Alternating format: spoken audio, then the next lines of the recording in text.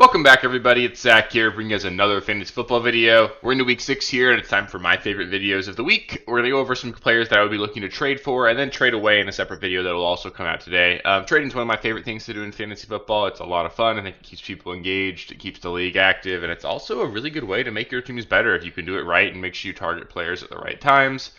These are all players that I'm actively trying to trade for in several of my leagues.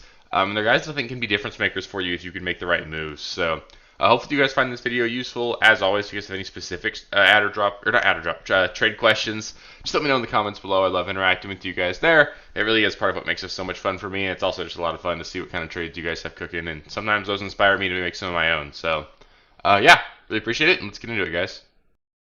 This one might be a little bit of a controversial one, but I think Chase Brown is a pretty quality buy low right now. I'm not incredibly excited about Chase Brown. I don't think he's going to be a guy that can go out there and be the top 10 running back that we drafted him to be, and that's okay, though. The issue right now is that Chase Brown is just effectively valued as nothing. I've got him in one league. I haven't started him for the last 3 weeks. Like, at this point, most teams that have Chase Brown have effectively moved on, whether it's mentally or in reality. They've just maybe looked to offload him.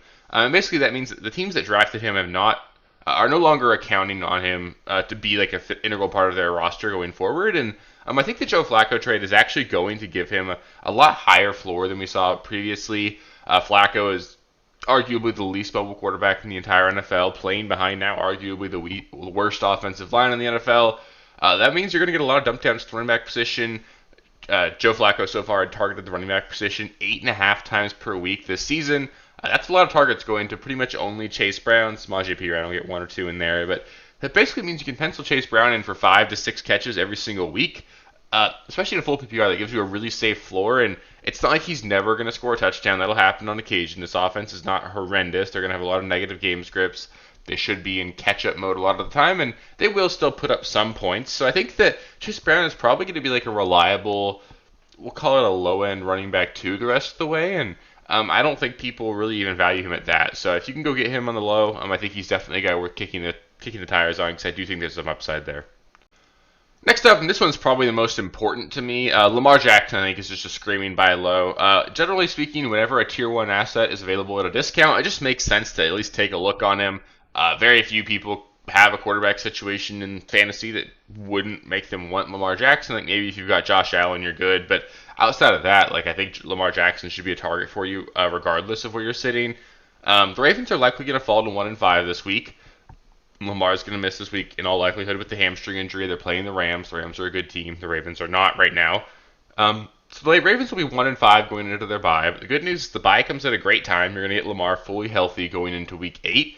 And when that happens, the playoffs start in week 8 for Baltimore. And do you guys remember last year how amazing Joe Burrow was down the stretch? This is the exact same scenario. You've got an elite offense with an elite quarterback on a team that needs to win out with a horrendous defense. And what that means is that every single game, Lamar and this offense are going to know they've got to go out there and put up 30 plus. And I think we're going to see a scenario where Lamar, honestly, is probably the quarterback 1 from week 8 on. And the team that has him is likely hurting. I've got him in a league. I'm 2-3 because I've lost the last 2 weeks without him being anything. I think that's a really similar situation for a lot of people with Lamar, and those people are probably at least willing to consider moving him because they probably want to start getting some wins now. They don't want to wait the 2 weeks.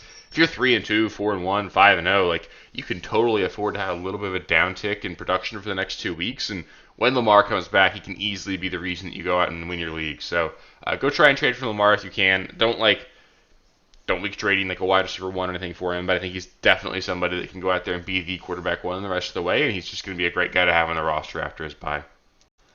Got a gross one for you guys. Ramondre Stevenson is, in my mind, a pretty significant buy low. One of the hardest things I've had to realize in fantasy, and I'm still not great at it, is coaches often just have different opinions than we do. I've had several times where I have a fantasy asset, and I really do believe that he's the better player on the roster, and it gets really frustrating when you watch coaching staffs just not choose to use those guys. Kenneth Walker's a prime example. Kenneth Walker, I think everyone in the fantasy community would agree, is just a more explosive, more talented player than Zach Charbonnet. But it's 50-50 split there, and Charbonnet gets the goal line work, right? So that's a clear example. And this is another clear example where we are all super excited about TreVeyon Henderson, but whatever the reason may be, maybe it's pass protection, maybe it's short yardage, the Patriots clearly value Ramondre Stevenson more than TreVeyon Henderson at this point. They clearly think that he's offering something that Henderson can't, and he's actually a pretty good player, right? I think people lose to that. Like Ramondre Stevenson's had a lot of fantasy success in the past. He's a pretty quality pass catcher. He's got the clear goal line role here. This is an offense that's trending up. Drake May looks legit. Now you had the Antonio Gibson injury, torn ACL. He's going to miss the entire rest of the season. Ramondre is going to be like a reliable running back too, I think, the rest of the way. And he's literally free right now. I got him off waivers in the league before last week because people just don't like him. Like, if you go send a trade offer for Ramondre that has anything at all in it, you're probably going to get that accepted. And I think Ramondre is a guy you can legitimately use every single week the rest of the way.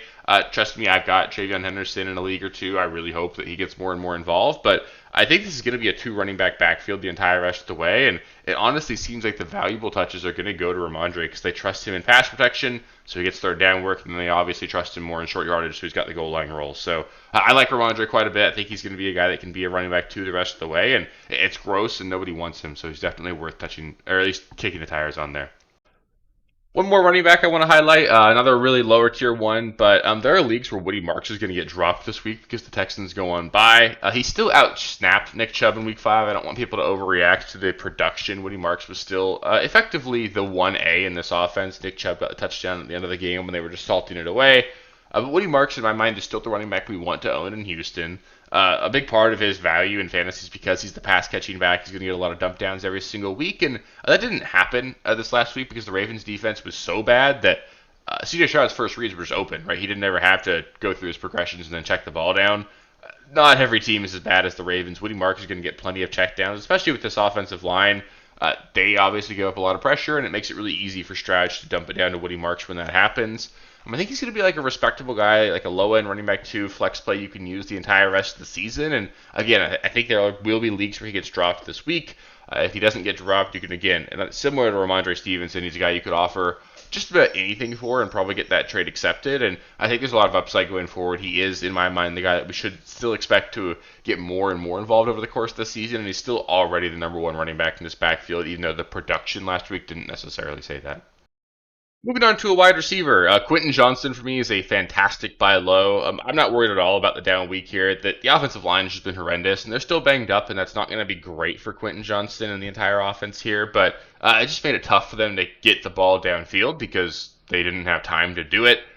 But the offensive line is going to heal up over the next several weeks. You've got Amari and Hampton gone, so this team is going to have to be even more pass heavy. There's just not a scenario where they turn around and hand the ball to Hassan Haskins and Kamani Vidal 30 times. So Quentin Johnston and this entire passing game honestly should get a slight bump due to the Hampton injury.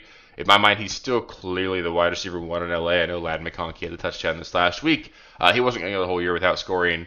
Johnston is just looking really good. He had the bad fumble this week, but he just looks like he's leveled up as a player, and he's obviously the number 1 wide receiver tied to Justin Herbert. And I think that with his history, where he's been such a disappointment for 2 years, and then we just had like a 4-game sample size of him being awesome, a bad game is still going to scare some people. I think people are going to think that, oh, the shoe just dropped. It's Quentin Johnston. He's going to go back to being a bum. I don't buy that at all. He looks clearly like he's just a different player this season. I was able to trade Kenneth Walker for him in my home league just earlier this week. I think I did that yesterday. So I really do think that Quentin Johnston's a top 15 wide receiver the rest of the season, and top 15 might be too low. He could easily be top 10. So I love him. He's going to be great. I think he's going to be a mid-low end wide receiver 1, and again, I think people are a little bit scared after a bad week. I wouldn't be. Go get him if you can. And the last player I want to touch on here is going to be Jordan Addison. He's going on bye right now, so I think people are going to sort of sleep on him. It's just easier, it seems, in general, to trade for a player on their bye week. People are, they're looking right at a guy that's not going to help them this week, so it's a little bit easier in their mind to move on from him because they already aren't using him this week.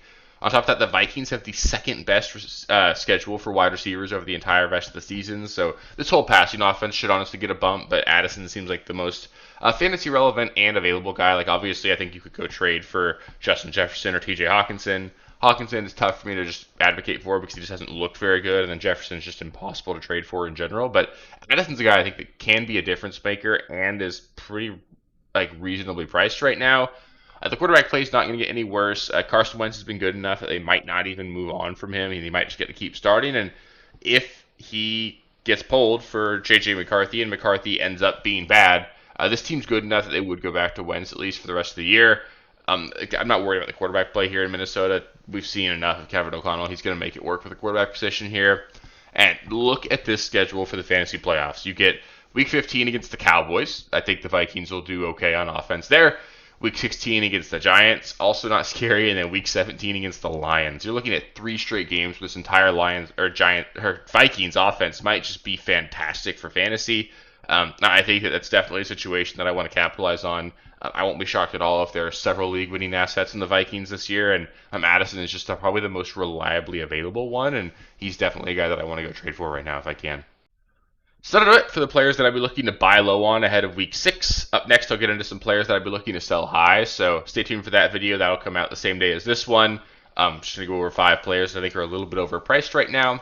As always, if you guys have any specific trade questions, let me know in the comments below. I love interacting with you guys there. It's just part of what makes this so fun for me.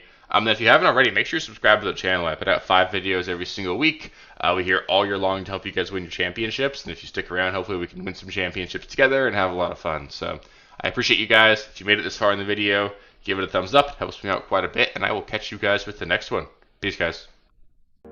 Thank you guys for watching. If you haven't already, please be sure to subscribe to the channel, like the video, check out these other videos here if you haven't. If you want more content, please feel free to follow me on Twitter at RealSteelFFB. I'll be more active on there as the season goes on. Thanks. Catch you later.